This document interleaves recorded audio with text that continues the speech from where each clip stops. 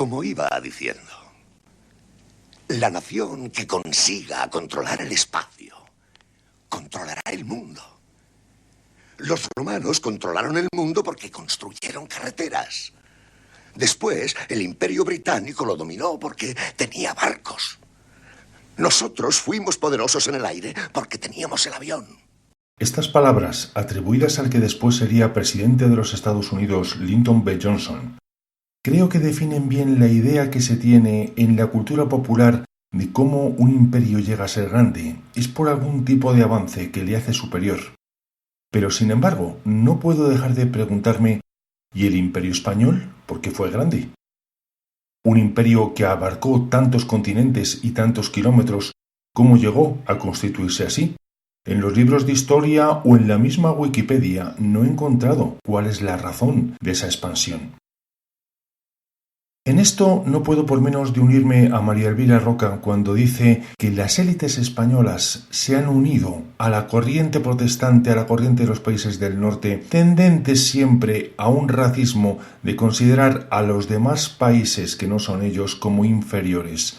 Por esa razón, el motivo de que una gente en teoría tan bárbara, tan salvaje, que no se bañaban, que tuvieron que llegar los árabes a enseñarnos lo que era una terma, es algo que permanece desconocido. Básicamente se tiene una idea que si fue por cuestiones matrimoniales, uniendo matrimonios para unir territorios solo en Europa, por la sangre española, que era una sangre muy bárbara, muy salvaje, o muy valiente como se quiera ver, pero en cualquier caso por ninguna otra cosa que no fuera la fuerza física y por supuesto la determinación de usarla.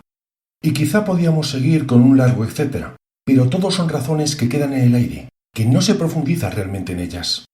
Puede ser porque los españoles tampoco hemos hecho una historia de nosotros mismos.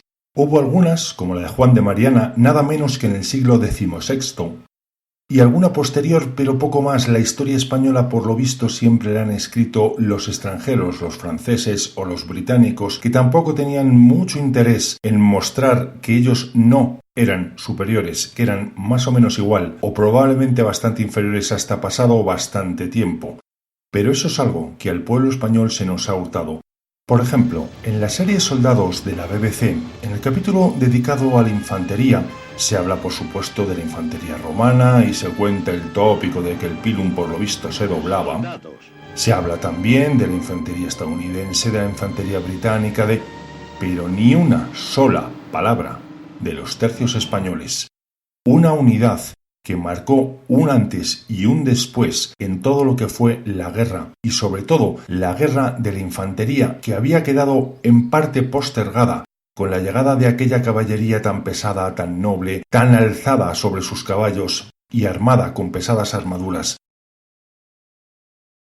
Si María Elvira Roca tiene razón, no debemos culpar a las élites extranjeras por atacar a su enemigo, sino a las españolas, por no haber contado nuestra historia y habérnosla dejado a nosotros, al pueblo llano. Así pues, contémosla. Carlos I de España y V de Alemania, vasallo del rey de Francia Francisco I, tenía las posesiones del francés cercadas por todas partes: España en el sur, Flandes en el norte, Italia en el este.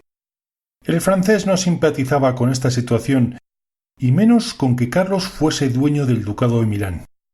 A principios del siglo XVI ya rompieron el Tratado de Granada por el que se repartía Nápoles, y en 1521 los franceses volvieron a entrar en Italia junto a sus aliados venecianos, acompañados de una considerable fuerza de los famosos mercenarios suizos, considerados como los mejores. Había comenzado la Guerra de los 4 Años, un episodio más de lo que en España se conoció como las guerras italianas. Hablo en pasado porque el pueblo español en esto ahora no tiene ni idea, y es tildado de extrema derecha a quien lo recuerde. Por lo visto, las derrotas en las batallas de Seminara y Cerrillola no habían sido bastante contundentes frente a lo que llamaríamos esa fuerza de proyección a la que Carlos I de España a punto estaba de dar oficialmente el nombre de los tercios. Bien es verdad que depuesto y muerto en España el creador de aquella fuerza, Gonzalo Fernández de Córdoba, tal vez los franceses pensaron que tendrían ventaja. Después de todo, la historiografía europea ha transmitido la idea de que tantas conquistas se consiguieron por la casualidad de dar con buenos generales, como Gonzalo, el gran capitán, conocido en España por ser un oficial que hacía cuentas. Le sustituía Próspero Colonna, que había sido un buen oficial junto a él en numerosas batallas y ya contaba con 70 años. Pero nuevamente la historiografía no ha colocado a estos pormenores como una de las razones de la batalla de Bicocca, sino por la codicia, según unos autores, o por el instinto de supervivencia, según otros, pero esta vez no precisamente de los españoles. Los terribles y aguerridos mercenarios suizos hacía tiempo que no cobraban su paga, pero enfrente tenían una pequeña ciudad, Bicocca, que ahora es un barrio de Milán. Sin embargo, en aquel tiempo era una ciudad, e Italia en el Quinquecento estaba en su apogeo. Sus núcleos urbanos no eran pobres precisamente. Además, Bicocca estaba defendida solo por 10.000 soldados españoles y alemanes, cuando los famosos piqueros suizos, junto a la caballería francesa y otras fuerzas aliadas de Venecia, sumaban unos 30.000 hombres. La batalla, junto al botín de guerra y el saqueo de Bicocca, se daban por ganadas ante semejante desproporción. Aun suponiendo que los españoles y alemanes fueran tan buenos como los suizos y franceses en el campo de batalla, el peso del número haría el resto. Sin embargo, los hombres de Colonna, a las órdenes directas de Fernando de Ávalos, salieron a demostrar que se equivocaban. La superioridad tecnológica española era tan grande que podía doblegar y humillar a cualquier ejército, por muy numeroso, veterano y profesional que fuese. En los ejércitos españoles la artillería era operada por las mejores mentes de su época, los dominicos, la orden que más y mejor sabía escribir y calcular. Pero no se trataba solo de una mejora sustancial. Se trataba de que los españoles estaban luchando con armas del siglo siguiente en un nuevo tipo de guerra que ellos mismos comenzaban a crear. Durante siglos, los hispanos habían sufrido 4 invasiones musulmanas del norte de África, siendo contundentemente derrotados, perdiendo buena parte de las localidades reconquistadas. Necesitaban un nuevo tipo de arma y de guerra que no descansara en la nobleza y las órdenes militares, costosa y pesadamente equipadas sobre caros caballos.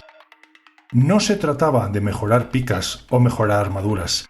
Debían desarrollar algo con lo que soldados poco entrenados y poco armados pudieran derrotar a fuerzas mucho más rápidas, aun estando en inferioridad numérica. Pero armas así son sistemas tremendamente complejos. Para crearlas hacen falta conocimientos de química, fundición, metalurgia, y los españoles poseían esos conocimientos, los habían desarrollado ellos. La batalla no duró mucho.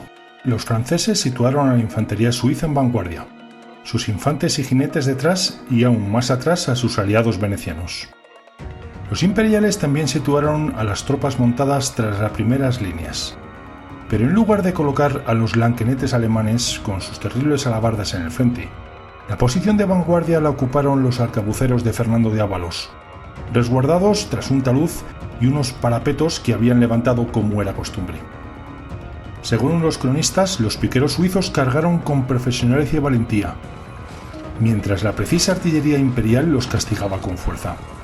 Aun con todo, los helvéticos lograron llegar al talud e incluso subieron por él, obligando a intervenir a los lanquenetes. Pero los españoles los mataban a cientos, incluso a miles, haciendo turnos para disparar y recargar. Durante unos 30 minutos los suizos trataron de superar las defensas españolas, pero aquello se convirtió poco menos que en unos ejercicios de tiro al blanco. Finalmente, los dos bandos fallaron en sus cálculos. Los suizos pensaban que ganarían con facilidad y obtendrían un sustancioso botín, pero terminaron, según nos cuenta un cronista, retirándose a sus montañas para no volver a mostrar aquel valor que los caracterizaba.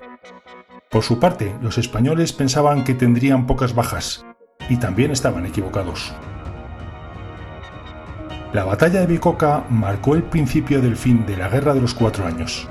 Tras ellas, el ejército francés se retiró, los venecianos firmaron la paz, los suizos también se retiraron y cayó Génova junto a otras plazas bajo las armas imperiales. Desde entonces, en el idioma español, la expresión "esto es una Bicocca" se aplica para aquello que se consigue muy fácilmente o muy barato. Pero si alguien explica por qué, puede ser considerado de extrema derecha.